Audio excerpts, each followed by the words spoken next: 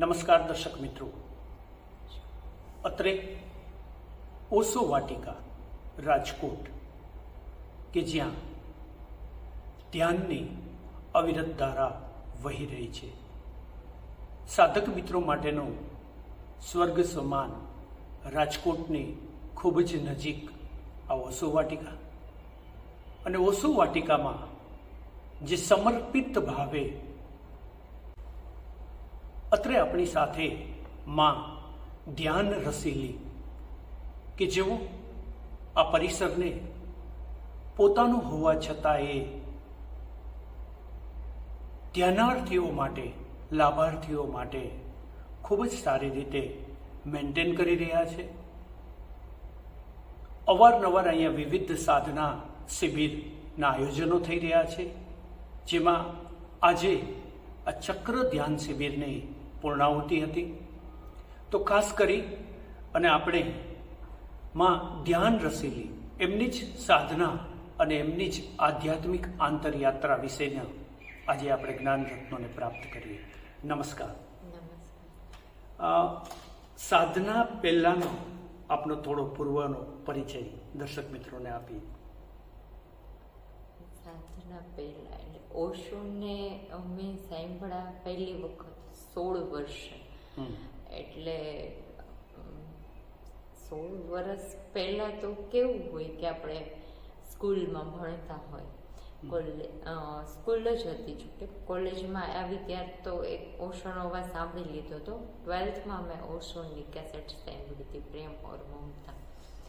પણ બચપનથી જ થોડુંક એવું હતું કે જે પ્યાસ હોય, કારણ કે નાની હતી તો બહુ ઝાઝા ફ્રેન્ડ્સ નહોતા, અને 1-2 વખત ફ્રેન્ડ્સ થયા તો પણ એવો અનુભવ થયો કે ચીટર એમ કે મતલબ એકદમ જ હાર્ટને આપણને કહે ને કે જે એકદમ જ લાગી આવે કે કેમ આવું હશે એમ, એવા ક્વેશ્ચનો પણ થતા કે આપણે એકદમ જ દિલથી જોડાયેલા હોય અને ચીટિંગ થાય તો એટલે આમ સતત એવું હતું કે ક્યાં છે એમ કે એવી પ્યોરિટી કે જે સનાતન હોય એમ, કે માણસોમાં આવું જ થાય. 1 વખત થયું, 2 વખત થયું, 3 વખત થયું, એટલે કે ને કે મન એકદમ જ ભાંગી ગયું, કોઈના પ્રત્યે આમ જવાની ઓલી થઈ જ નહીં એમ, અને સતત એક પ્યાસ ઊભી થઈ.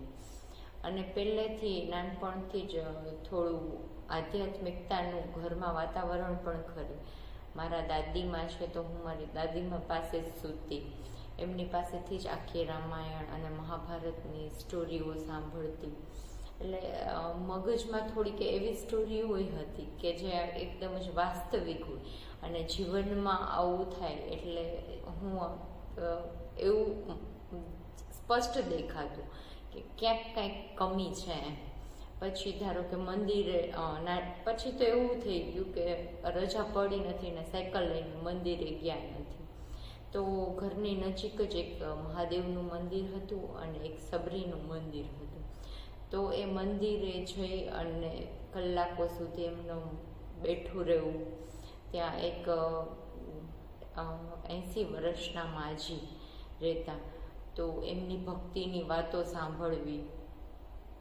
તો એ બધું બચપનથી જ થોડું એ પ્રત્યેનું આકર્ષણ હતું. અને પછી ઓશોનો અવાજ સાંભળવાનો, અને જે એમને વાત કરી એ એકદમ જ સત્ય હતી અને એકદમ જ દિલમાં બેસી ગઈ એના શબ્દ જે હતા. કારણ કે 16 વર્ષની ઉંમર એવી હતી કે એકદમ જ આપણી મેચ્યોરિટી એટલી ન હોય, અને ઓશોનું એકદમ જ કંઈ કે હાઈ લેવલનું થઈ ગઈ. તો એ મેં કેસેટ વારે વારે રિપીટ કરી કે કેવા શું માંગે છે, પણ જે એનો ભાવાર્થ નીકળવો જાય તો એમ થઈ ગયું કે એમ કે જેની પ્યાસ હતી એ મળી ગયું.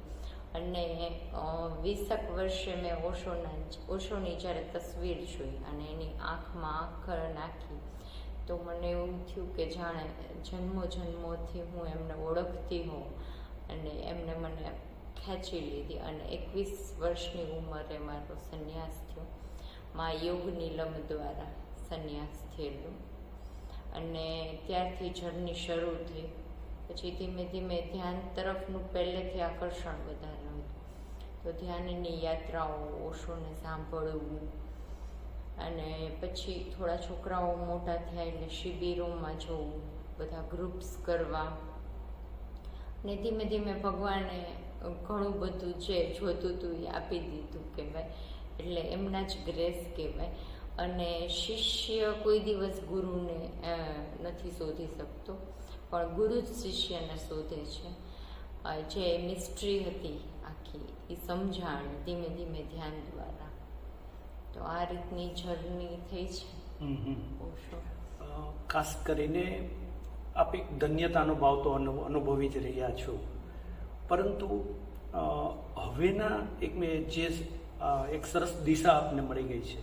આટલી આપ સ્મૂધલી આંતરયાતના આપની બની રહી છે, તો એવા વખતે સાત્વિક કામના જેને કહેવાય કે હવેના દિવસોમાં વધુ સારી રીતે, તો એવી કોઈ આપનું જે ડ્રીમ કહી શકાય કે આ યાત્રા માટેનું, તો એની પણ વાત કરી.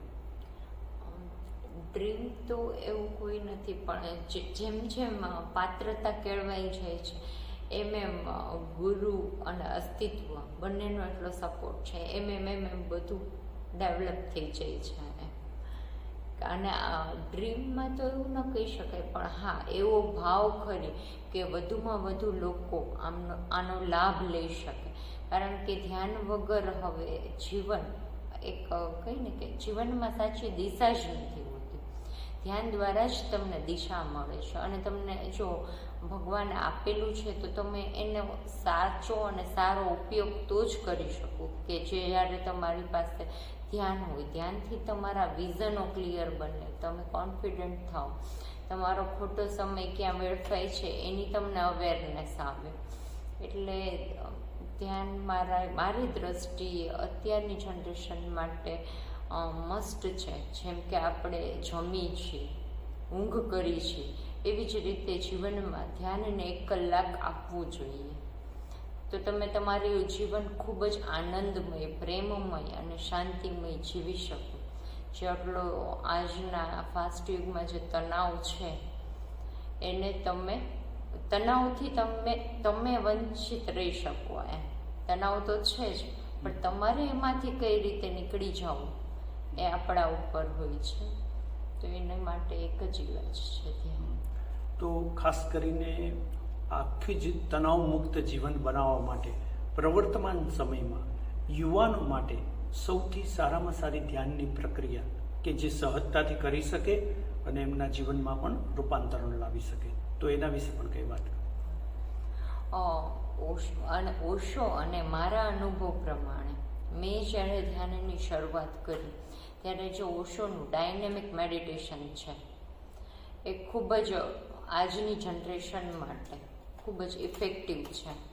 કારણ કે જ્યારે બુદ્ધનો સમય હતો ત્યારે સમય એવો હતો કે લોકો સહજ, સરળ અને શાંત હતા. તો લોકો સહજ, સરળ અને શાંત હતા. અને અત્યારનો જે યુગ છે તો એ ટેકનોલોજીનો યુગ છે, ભાગદોડનો યુગ છે, એટલે લોકોમાં શાંતિ નથી. તો ઓશોએ ધ્યાનની વિધિઓ પણ એવી એક્ટિવ આપી છે કે જેના દ્વારા ગુજરી અને એ એકદમ શાંત થઈ જાય. પહેલાં બળદગાડી હતી, અત્યારે વિમાનનો આપણે ઉપયોગ કરીએ છીએ. એટલે ઓશોની ધ્યાનની વિધિઓ એક્ટિવ આપી કે જેનાથી તમે ઇઝીલી ધ્યાનમાં પ્રવેશી શકો. તો ડાયનેમિક મેડિટેશન એક અદ્ભુત વિધિ છે જે 1 કલાકનું ધ્યાન છે અને એના 5 ચરણ છે. પહેલાં 3 ચરણ 10-10 મિનિટના અને બાકીના 2 ચરણ 15-15 મિનિટના છે. તો પહેલા ચરણમાં ડીપ, ફાસ્ટ, કેયોટિક બ્રીથિંગ હોય છે, જેના દ્વારા તમારા શરીરમાં એકદમ ઓક્સિજન લેવલ વધે. બીજું ચરણ છે કથાર્સિસ, જે તમારા ભાવશુદ્ધિનું ચરણ છે કે તમારી અંદર જે દબાયેલું છે કે આપણે જે સમાજમાં રહી છીએ, ક્યારેક તમે કોઈને કંઈક ન કહી શક્યા હોય અને ઘણું બધું આપણે ન કરવા છતાં કરતા હોય તો તમે એ રેચન દ્વારા બહાર કાઢી શકો, જેમાં તમે તમારો ગુસ્સો રિમૂવ કરી શકો. તો એ કથાર્સિસ. ત્રીજું ચરણ છે મતલબ તમારા લેવલ સેન્ટર ઉપર એની ચોટ કરવાની હોય છે અને એનર્જી અપ આખું જમ્પ કરી અને એ રીતે પછી સડનલી સ્ટોપ આવે ત્યારે 15 મિનિટ સ્ટોપ. તો આ જે ચરણ છે એ 3 જે ચરણ કરેલા છે તમે, તો એનું આ રિઝલ્ટ છે. જો જેટલું તમે ડેપ્થમાં એ 3 ચરણ કરેલા હશે એટલું જ તમે સ્ટોપ શાંતિથી મૌનમાં રહી શકશો, એટલા સ્ટોપ રહી શકશો. તો એ છે મેડિટેશન. અને પછી તમને જે મળ્યું છે મેડિટેશન દ્વારા જે એનર્જી એ સેલિબ્રેટ કરવાની છે. તો 5મું ચરણ છે એ 15 મિનિટ નૃત્ય કરવાનું છે અને પછી તમે રિલેક્સ થઈ જાઓ. તો આ રીતે 1 કલાકનું ધ્યાન છે. અહીંયા ઓશો વાટિકામાં 6 થી 7 એવરી ડે ડાયનેમિક મેડિટેશન થાય છે. તો આપ સબ આમંત્રિત છો મેડિટેશન માટે. અને શિબિરો પણ થતી હોય છે 3 દિવસની મહિનામાં 1 વખત. તો ફેસબુક ઉપર ઓશો વાટિકાનું પેજ છે, એ તમે લાઈક કરશો તો તમને બ્રોશર મળતા રહેશે. પ્લસ એવરી સન્ડે 4 to 8 કુંડલીની ધ્યાન અને વ્હાઇટ ડ્રોપ હોય છે, તો એમાં પણ તમે આવી શકો છો.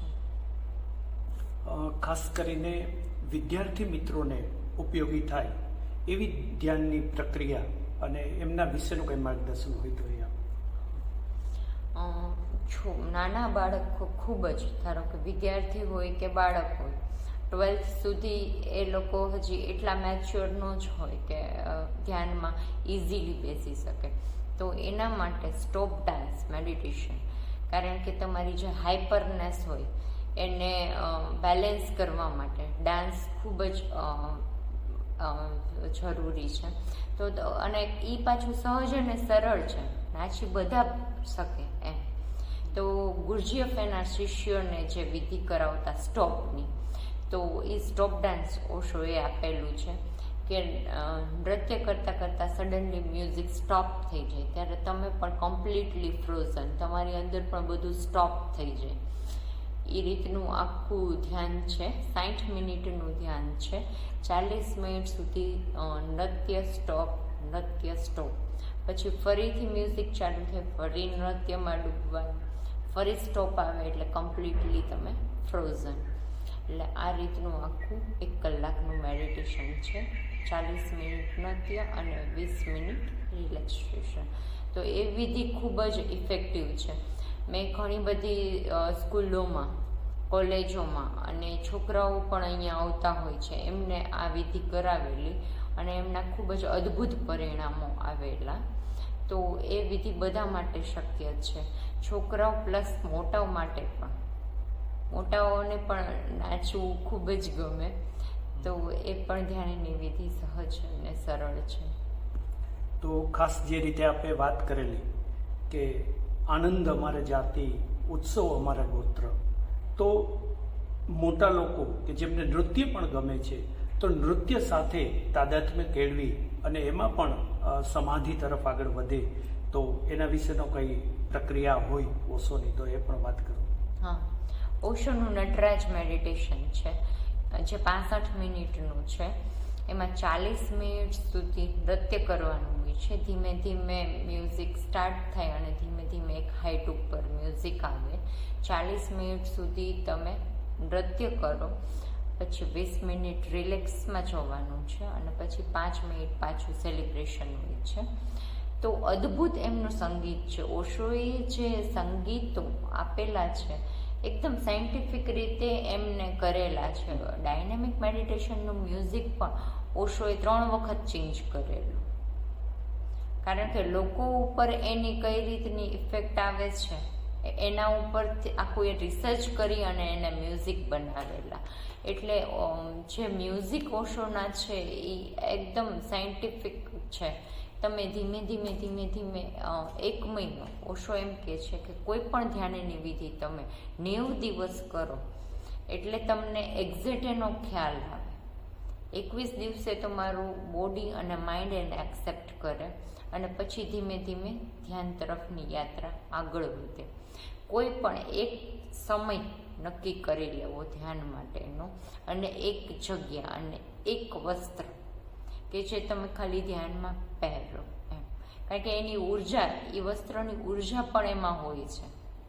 એટલે તમે જ્યારે પણ એ વસ્ત્ર પહેરો તો તમને તરત જ ફિલિંગ્સ આવશે, થોડાક દિવસ થશે ને કે ના એમ એકદમ શાંત થવા માંડશે. પછી પ્લસ સરાઉન્ડિંગ તમારું, કારણ કે જે જગ્યા છે એ પણ તમને હેલ્પ કરશે ધ્યાનમાં જવા માટે. એટલે કોઈ પણ 90 દિવસ, કોઈ પણ ધ્યાનની વિધિ 90 દિવસ કરો અને અદ્ભુત પરિણામો જીવનમાં ઘણું બધું તમને અલગ જ ફીલ થશે. આખી જીવન જીવવાની દ્રષ્ટિ બદલાઈ જશે.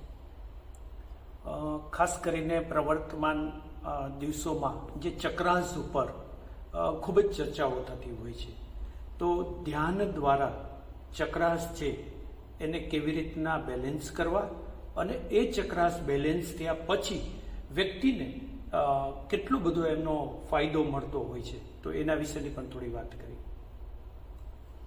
એટલે મોસ્ટ ઓફ લોકો ચક્રા ઉપર ધ્યાન કરે છે, પણ ઓશોની જે ધ્યાનની વિધિઓ છે એમને ચક્ર ઉપર કીધેલું ઘણું બધું, પણ એના જે બધા ધ્યાનો છે એ એકચ્યુઅલી તમારા એવા ધ્યાનો છે કે સીધું તમે ચક્રા ધ્યાન કરો તો જે એનર્જી ઉતરે, એટલે ભૂમિ તૈયાર નથી અને તમે સીધું જ પાકની ઓલી કરો છો, તો જે ઓશોના એક્ટિવ મેડિટેશન, ડાયનેમિક છે, કુંડલિની છે, નટરાજ છે, આ બધા ધ્યાન તમે થોડો ટાઈમ કરી અને ગ્રુપ્સ છે, ધારો કે મિસ્ટિક રૂલ્સ છે, નો માઇન્ડ છે, બોર્ન અગેન છે, તો ઓશોએ જે બધી ગ્રુપ્સ આપેલા છે, તો એ શરીર શુદ્ધિ, ભાવ શુદ્ધિ અને મન શુદ્ધિ, આ બધું શુદ્ધિકરણનો બેઝ છે.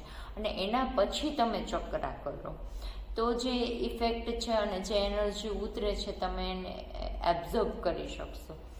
નહીંતર ઘણી વખત એવું પણ થાય કે એની સાઈડ ઇફેક્ટો પણ થાય. સીધું જ તમે કોઈ પણ પ્રયોગો કરો તો જે બેઝ વગરની ઇમારત ચણાઈ જાય તો એ ઝાઝો ટાઈમ ન ચાલે, એ રીતનું આખું છે.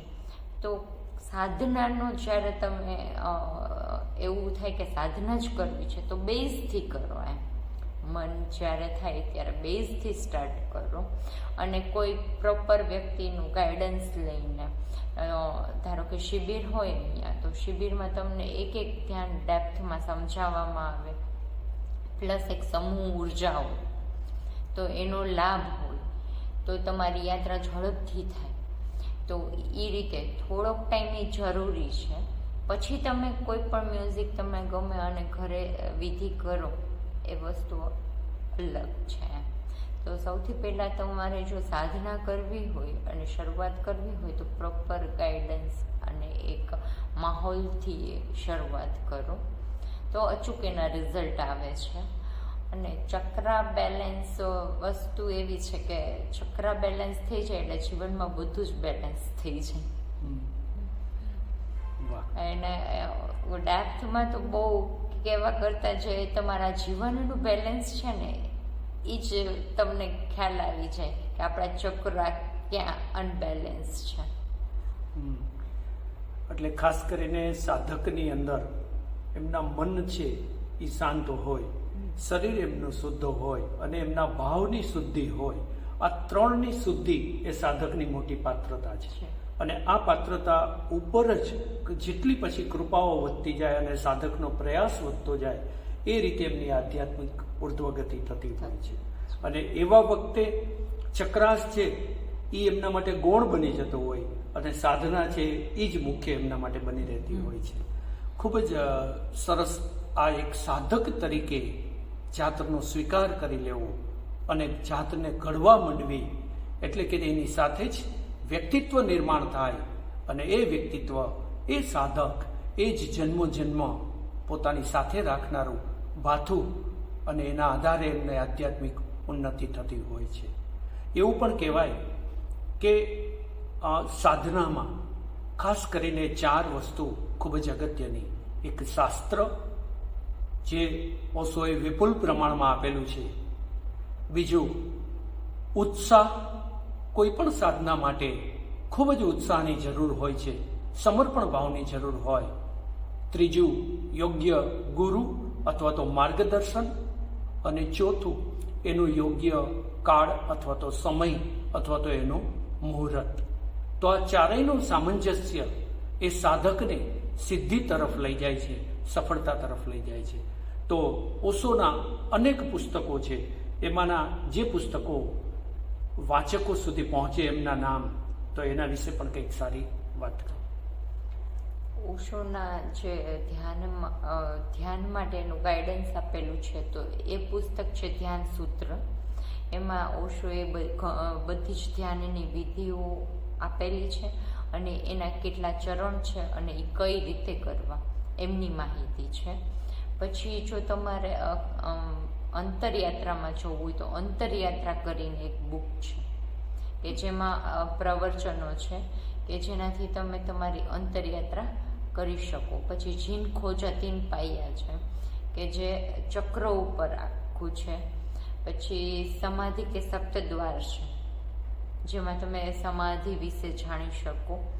તો ઓશોના તો ઘણા બધા એવા છે. અને ઓશો કોણ હતા એ તમારે જાણવું હોય તો એનું બેઝિક કેવી રીતે આખું એનું બચપનથી માંડી અને એક ફક્કડ મસીહા કરીને છે ઓશોની આખી એક સિરીઝ છે. તો એમાં તમે એના બચપનથી બુદ્ધત્વ સુધીની આખી યાત્રાઓ અને નાની નાની ગાથાઓ છે, તો એ તમે વાંચી શકો. પછી એક બુક છે ઓશો અનંત કી પુકાર કરીને, ઓશો મહાસાગર કી પુકાર કરીને છે.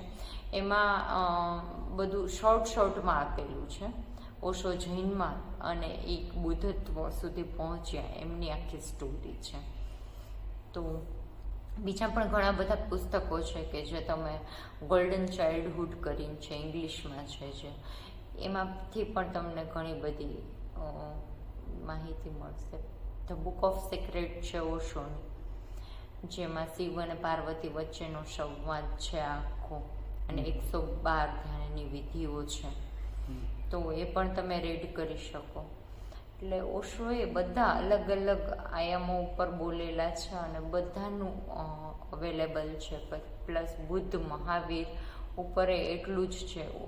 ઓશોની જે બુદ્ધ ઉપરની પ્રવચન માળા છે એસ ધમ્મો સનંતનો, એ ખૂબ જ 122 પ્રવચન છે એના.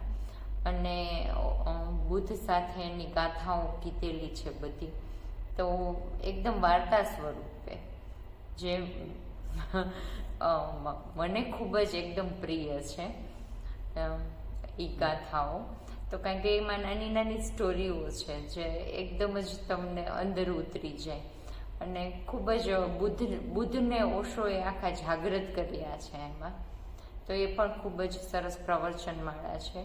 તો આપ સૌને મારું નિવેદન છે કે એક વખત એસ ધમ્મો સનાતનો બુદ્ધ ઉપરની જે ઓશોએ બોલેલા છે એ સાંભળો, તમને ખૂબ જ મજા આવશે અને એમાંથી તમને ઘણું બધું લર્ન થશે. આમ તો ઓશોના પુસ્તકની વાત આવે કે ઓશોના વક્તવ્યની વાત આવે ત્યારે ઓશો એટલે કે એન્સાઇક્લોપીડિયા ઓફ રિલિજિયન, કે તમામ ધર્મોની ખૂબ જ સારી વાતો કરેલી. તો એની પણ વાતચીત કરીએ કે ઓશોએ ઘણા બધા બુદ્ધ પુરુષોનો બુદ્ધત્વ, એમના જાગરણ, એમના અનુભવો, એમની કસોટીઓ, એની પણ ઘણી વાતો કરેલી છે. તો એના વિશે કંઈ વિશેષ? ઓશો એક એવા બુદ્ધ પુરુષ હતા કે જેણે પોતાની સાથે સાથે બધા જ બુદ્ધ પુરુષોને જાગૃત કર્યા. કૃષ્ણ, બુદ્ધ, મીરા, મહાવીર, ગુરજીયા, ચીનમાં લાઓત્સુ, ચોંગસુ અને ઝેન માસ્ટર પણ કેટલા બધા છે કે જેના નામ 210 એવા બુદ્ધ પુરુષો છે જેને ઓશોએ પાછા જાગૃત કર્યા. કે એને કે આજના સમયે જો એ બુદ્ધ પુરુષો હોત તો એમનું શું કહેવાનું, એ દ્રષ્ટિકોણથી આખી એની પ્રવચન માળાઓ બોલેલા છે. ધારો કે મહાવીર છે તો આજનો જે સમય છે અને આજના લોકોની જે મનસ્થિતિ છે, તો મહાવીર શું કે એ લોકોને સંદેશ, તો એમ કહી શકાય કે ઓશોએ એમના શરીરમાં એકોએક ચેતનાને મતલબ અવતરવાનો મોકો આપ્યો અને એમના શરીરનો ઉપયોગ કરીને એ જે ચેતના કહેવા માંગતી હતી એમને એ કહેવા દીધું. જ્યારે બુદ્ધ ઉપરના પ્રવચનો છે એ તમે સાંભળશો તો જાણે કે બુદ્ધ જે કહેવા માંગતા હોય, આખું એમનું જે વ્યક્તિત્વ છે એ એકદમ શાંત, મૌન અને એકદમ જ સ્થિર બની ગયું. કારણ કે બુદ્ધનું જે હતું વિપશ્યના ઉપર હતું, તો આખું એમનું વ્યક્તિત્વ જાણે કે બુદ્ધ જ પ્રગટ થયા એ રીતનું હતું. તો ઓશોએ એમની સાથે સાથે બીજા ઘણા બધા બુદ્ધ પુરુષોને જીવંત કર્યા કે જેમની શ્રદ્ધા એ બુદ્ધ પુરુષો ઉપર હોય અને એને કઈ રીતે મેસેજ આપવો, તો એ પણ એમને અદ્ભુત કામ કરેલું છે. આટલું વૈભવશાળી વારસો આપણને ભારતીય સંસ્કૃતિનો હતો, સનાતન સંસ્કૃતિનો હતો, એને તો ઉજાગર કર્યો છે. પણ આ બધા જ જે મણકાઓ હતા, છૂટા છૂટા ક્યાંક ભૂલાઈ ગયા હતા, વિસરાઈ ગયેલા મણકાઓને પોરવી અને જે માળા પ્રવર્તમાન સમયને અને આવનારી જે જનરેશન્સ છે એના માટે ઓશોએ એક મહામૂલ્ય ભેટ આપેલી હોય એવું આપણને જણાય. ત્યારે એક સાધક તરીકે એવું લાગે કે પ્રત્યક્ષ એમની ઉપસ્થિતિ કંઈક રંજ રહી જતો હોય જીવનમાં. મને કોઈ દિવસ એવું ફીલ નથી થયું, કારણ કે ઓશો સાથે તમે જ્યારે હાર્ટથી જોડાવ છો ત્યારે ઓશોનો ફોટો પણ તમારા માટે કંઈક એકદમ લાઈવ બની જાય. એ પણ તમે જ્યારે ક્વેશ્ચન કરો ત્યારે તમને આન્સર આપે. એની આંખમાં તમે જોવો તો એ પણ એક કંઈક કહેવા માંગતા હોય, એમ કે તમે જે કહેવા માંગતા હોય એનો આન્સર એમ એની આંખમાંથી તમને મળી જાય. તો એવું કોઈ દિવસ નથી થયું. પ્લસ જે ઓશો સાથે રહેલા વ્યક્તિઓ છે એમનો ખૂબ જ લાભ મળ્યો. તો એ એમની કૃપા છે કે માં યોગ નીલમમાં ધર્મ જ્યોતિ, સ્વામી તથાગત, સ્વામી ચૈતન્ય કીર્તિ, સ્વામી સત્યધર્માજી, સ્વામી રવિન્દ્ર સ્વામી, તો આ બધા જ જે ઓશો સાથે ખૂબ જ રહેલા અને એમને ઓશોને પીધેલા, તો જે ઓશોનો ટેસ્ટ ઇનડાયરેક્ટલી કહી શકાય કે જે પ્રેમ છે ઓશોએ કેવો એમને આપ્યો અને એમના દ્વારા આપણને મળ્યો, તો એવું કોઈ દિવસ ફીલ નથી. પ્લસ ઓશોની ફોટો જ એટલો લાઈવ છે, કારણ કે ઓશો આટલા બધા ફોટા પડાવતા, એ ખુદ નક્કી કરતા કે કઈ બુક ઉપર કયો મારો ફોટો હશે. એટલે ઓશોએ જે ફોટા પડાવ્યા છે અને કઈ બુક ઉપર કયો ફોટો રાખવો છે એ એક એક આખી મિસ્ટ્રી છે. એની સિગ્નેચર, ઇવન સિગ્નેચર પણ એની ઘણી બધી છે, તો એમની સિગ્નેચર પણ એક મિસ્ટીરિયસ છે. એમના પેઇન્ટિંગ્સ ઉપર ઘણા બધા રિસર્ચ થાય છે. તો એ આખું એક કંઈ ને આખું સાયન્સ છે કે એનો અલગ અલગ અર્થ છે અને મતલબ એના માટે એક અલગ જ આંખ જોઈએ, એક અલગ જ દ્રષ્ટિકોણ જોઈએ. તો ઓશોએ કોઈ પણ વસ્તુ જ્યાં કરેલી છે એ કોઈ પણ નિરર્થક નથી. એટલે એને એટલી જાગૃતતાથી એક એક વસ્તુ કરેલી છે કે એની પાછળ એક એક મિસ્ટ્રી છે એની પાછળ. તો એવું ક્યારેય નથી થયું કે ઓશો નથી ને અમે કેમ, કારણ કે એને બધી જ પૂર્તિ કરી દીધી છે. એટલે વાસ્તવમાં ઓશો સ્વયં માટે કહેતા कि I am a man of a simple taste, I just like the best. वैसे मैं मनुष्य तो बहुत ही सरल हूँ, मगर मुझे श्रेष्ठ ही पसंद है। तो उनके व्यक्तित्व के अंदर, उनके आचरण के अंदर, उनका जो शब्द उन्होंने बोले हैं वो सभी में निरालापन है, कुछ अनूठापन है। तो आ બધું જ એ ઓશોની વિશિષ્ટતા છે એની સાથે વણાયેલું છે, કારણ કે સ્વયં વ્યક્તિત્વ જ એવું હતું। અને ઓશો પોતે પણ એવું કહેતા કે દરેક જાગૃત પુરુષ છે, બુદ્ધ પુરુષ છે, એ એકબીજાથી હંમેશને માટે જુદા હોવાના। અને ઓશોમાં આ વિશિષ્ટ વ્યક્તિત્વ આપણને દર્શન થઈ રહ્યું છે। તો ખાસ કરીને ઓશોના સાહિત્યથી લઈ અને ઓશોની ધ્યાનની પદ્ધતિઓ એ જ્યારે બીજા લોકો અનુસરતા હોય પરંતુ નામાંકન પોતાનું આપતા હોય એવા ઘણા ધર્મગુરુઓ હોય, એવા ઘણા બધા વ્યક્તિઓ છે, સંપ્રદાયો હોય, તો એવા વખતે કેવી અનુભૂતિ થાય કે ઓશો દ્વારા તમે તો જાણેલું હોય, જ્યારે બીજા પાસેથી આવતું હોય ત્યારે ગોળનું પાણી છે એ બીજા દ્વારા સેક્રીનનું બનીને તમારી પાસે આવતું હોય અને એને અમૃતનું લેબલ લગાડીને જ્યારે પીરસતા હોય ત્યારે એક સાધક તરીકે કેવો અનુભૂતિ થતી હોય છે.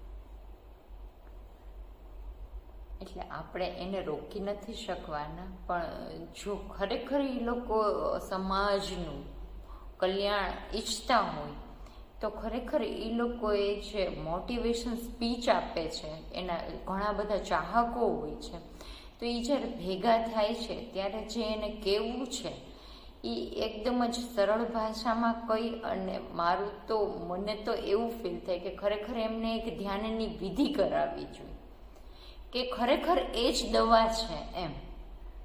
તમે સાંભળીને સુધરી શકશો એવી બહુ ઓછી શક્યતા છે. તમે કંઈક કરીને, તમે અનુભવ કરી અને એમાંથી તમે પાસ થઈને નીકળી શકશો, એ આખી અલગ વસ્તુ છે. તો અનુભવ વસ્તુ એવી છે કે જે તમારું ચિત્ત સાથે લઈને જ્યારે તમારું ડેથ થાય ત્યારે તમારું અનકોન્શિયસ માઇન્ડ છે, સૂક્ષ્મ શરીર છે, એ જ તમારી સાથે આવે. તો એની જે મેમરી છે એ જ તમારા ઓલામાં રહેવાની છે. તો આ વાતોની મેમરી કરતાં જે ધ્યાનની એક ઝલક હશે, તો એને આગળની જે યાત્રા કરવી હશે એ ખૂબ જ સહેલી રહેશે.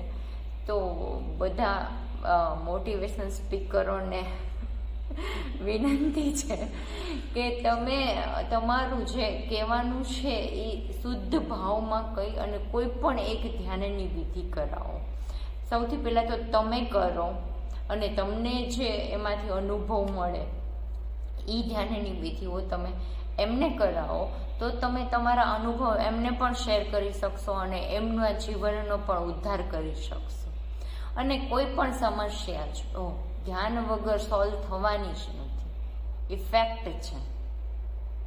તમે ગમે એટલા આમ દોડો, સિનેમામાં જાઓ, મોબાઈલમાં બિઝી રહ્યો, કે એ બધું તમે થોડીક વાર પૂરતું છે, પણ જો અંતે જે તમારે શાંતિ, કારણ કે તમારી પ્યાસ એ જ છે, તમે ધ્યાન લઈને આવ્યા છો, તમે ખાલી એને ભૂલો છો, એ જ તમારી મિસ્ટેક છે.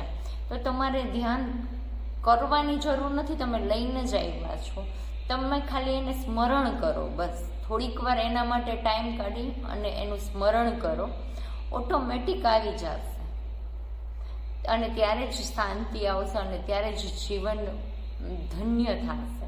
જે આપણે કહીએ ને કે પૈસા હોય છે લોકો પાસે, બધું જ સુખ સમૃદ્ધિ હોય છે, છતાં લોકો આનંદિત નથી હોતા, પ્રફુલ્લિત નથી હોતા અને ઘણા બધાથી ડિપ્રેશનમાં વયા જાય છે અને હોસ્પિટલોમાં વયા જાય છે. પણ એનું કારણ એક જ છે કે ધ્યાન છે એ રામબાણ છે. તો બધાનું નિરાકરણ ધ્યાન છે. વાહ! એટલે કે સ્વામી વિવેકાનંદજી કહેતા કે each soul is a potentially divine. દરેક આત્મા સંભવિત રીતે દિવ્ય છે, માત્ર એને જાગૃત કરવાનો જો પ્રયાસ કરવામાં આવે તો એ સકારાત્મક રીતે એનો અભિગમ થાય તો એમાં કંઈક ઉર્ધ્વગતિ તરફ આગળ વધી શકાય. એટલે દરેક વ્યક્તિમાં આ બધી શક્યતાઓ છે. માનવથી મહામાનવ સુધી, મહાપુરુષ સુધી અને પ્રબુદ્ધતા સુધીની યાત્રા સંભવિત પડેલી છે. માત્ર એને યોગ્ય રીતે જો કરવામાં આવે તો સહજતાથી, એટલે કે શંકરાચાર્યજીએ કીધેલું કે the path of spirituality is millions of miles, but we can finish in a friction of time. અનંતની યાત્રા ક્ષણમાં સાક્ષાત્કાર દ્વારા સમાપ્ત થઈ શકતી હોય છે. તો ઓશોએ આમ તો એવું કીધું કે people says me I spoke millions of words, but actually I spoke only 2 words, and they are the love and the meditation. તો ધ્યાન જે આપે મૂળભૂત રીતે જ આ પ્રવર્તમાન સમાજની સૌથી મોટામાં મોટી આવશ્યકતા છે. અને એ જો ધ્યાનમાં સાચી રીતે ડૂબાય તો વિશુદ્ધ પ્રેમની પ્રાપ્તિ થઈ શકે. તો એના વિશે પણ કંઈક વાત કરીએ.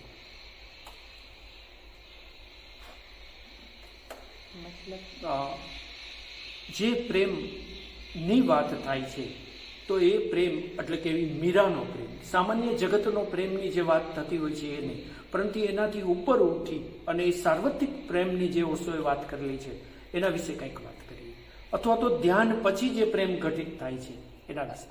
એકચ્યુઅલી એ પ્રેમ છે જે જેમની ઓશોએ વાત કરેલી છે એ તો તમે ધ્યાન પછી જ એ પ્રેમ આવે. કારણ કે આપણે પ્રેમ એમને નથી કરી શકતા વગર સ્વાર્થ, વગર અપેક્ષાએ. નિરપેક્ષાએ આપણે પ્રેમ કોઈને કરી જ ન શકીએ. ઇવન આપણે આપણા છોકરાઓને પણ કંઈક મતલબ કંઈક કરતા હોય તો એમાંય આપણી અપેક્ષાઓ છુપાયેલી જ હોય છે, એની આપણને ખબર નથી હોતી. પછી જ્યારે છોકરું મોટું થાય અને જ્યારે આપણને સામે જવાબ આપે છે ત્યારે આપણે હર્ટ થાય છે. તો એ શું છે? તો એ અપેક્ષાઓ છે આપણે રાખેલી કે એ મારું કીધું કરશે, અમે કઈ એ જ રીતે આગળ વધશે અને અમને પૂછીને જ મેરેજ કરશે, કાંઈ પણ છે. તો ત્યારે જે ઝટકાઓ લાગે છે ને એમાં આપણી અપેક્ષાઓ છુપાયેલી જ હોય છે, એ આપણને ખબર નથી હોતી. તો જે ઓશો જે કહે છે કે પ્રેમ નિરપેક્ષા છે પ્રેમ, તો તમે જ્યારે ધ્યાનમાં ડૂબો ત્યારે તમે તમારી સરાઉન્ડિંગ જે બધા હોય એમાં પણ તમે ફ્રીડમ ઇટ મીન્સ કે જવાબદારી સાથેની ફ્રીડમ. ઓશો એમ કહે છે કે સ્વતંત્રતા અને સ્વચ્છંદતામાં ફેર હોય છે. સ્વતંત્રતા વિથ રિસ્પોન્સિબિલિટી. જ્યારે તમારામાં ધ્યાનની એક અવેરનેસ આવે તો તમારી રિસ્પોન્સિબિલિટી ડબલ થઈ જાય છે. તો સ્વચ્છંદતા સાથેનો પ્રેમ નહીં પણ નિરપેક્ષાવાળો પ્રેમ તમે આપી શકો અને તમારા સરાઉન્ડિંગ જે બધા હોય એમને પણ તમે એ પ્રેમ આપી શકો અને એ સ્વતંત્રતા પણ આપી શકો. તો મારા અનુભવ પ્રમાણે મારે 2 છોકરાઓ છે. 12થમાં મારી ડોટર છે અને 10થમાં મારો સન છે. તો એમને પણ કારણ ખૂબ જ મેં ફ્રીડમ આપેલી, પણ છતાંય એ આપણે આપી છે ફ્રીડમ, પણ છતાંય આપણું ક્યાંક ઓલું રહી જતું હોય છે છોકરાઓ જ્યારે સામે જવાબ આપે. પણ ધ્યાનની યાત્રાઓ હોય તો આપણે એને બેલેન્સ કરી શકીએ, આપણે એને સમજી શકીએ. તો જે પ્રેમ છે અદ્ભુત પ્રેમ આપણે અનકન્ડિશનલ લવ જે ઓશો કહે છે એ આપી શકીએ. જ્યારે છોકરાઓ સામે કહી દે છે ત્યારે થોડીક વાર આપણને એઝ અ ફિલિંગ્સ એવી થઈ, પણ આપણને જે કહેવાય ને કે નેગેટિવિટી એ ક્યારેય નથી આવતી. તો જે અપેક્ષા વગરનો જે પ્રેમ છે એ આપણે છોકરાઓને આપી શકીએ, એને આપણે ગમે એ સિચ્યુએશનમાં આપણે એને એક્સેપ્ટ કરી શકીએ. તો એ પ્રેમની ઓશોએ વાત કરેલી અને એ ધ્યાન દ્વારા જ શક્ય હોય છે, બની શકે. તો આમ તો એવું કહેવાય કે પુણ્ય બળે વ્યક્તિને મુમુક્ષ એટલે કે મુમુક્ષુ એટલે આત્મજ્ઞાન અથવા તો મોક્ષ મળે એવી ઝંખના જાગતી હોય છે, અને એ જ રીતે યોગ્ય માર્ગદર્શન મળતું હોય છે. તો વ્યક્તિ જ્યારે સકારાત્મક બને, પાત્રતા કેળવે, તો આપે જે રીતે કીધું કે ગુરુ સામેથી આવી અને એમની આંગળી પકડી લેતા હોય છે. આપના જીવનમાં પણ એવું બન્યું, અસંખ્ય લોકોના જીવનમાં આવું બનતી ઘટના આપે પણ નજીકથી નિહાળેલી છે, અને આવું રૂપાંતરણ અસંખ્ય લોકોના થાય એવું સરસ આપે અહીંયા ઓશો વાટિકા નિર્માણ કરેલી છે. તો ખાસ કરી અને જે લોકો ખબર નથી અને તણાવમાં, ખબર નથી અને સંઘર્ષમાં, ખબર નથી અને સમસ્યાઓની અંદર જીવન જીવી રહ્યા છે, આ સહજ જીવન બની શકે એ એમને સમસ્યારૂપ લાગે છે, તો એમના માટે કંઈ નિમંત્રણ અથવા તો કોઈ મેસેજ આપણે પાઠવીએ.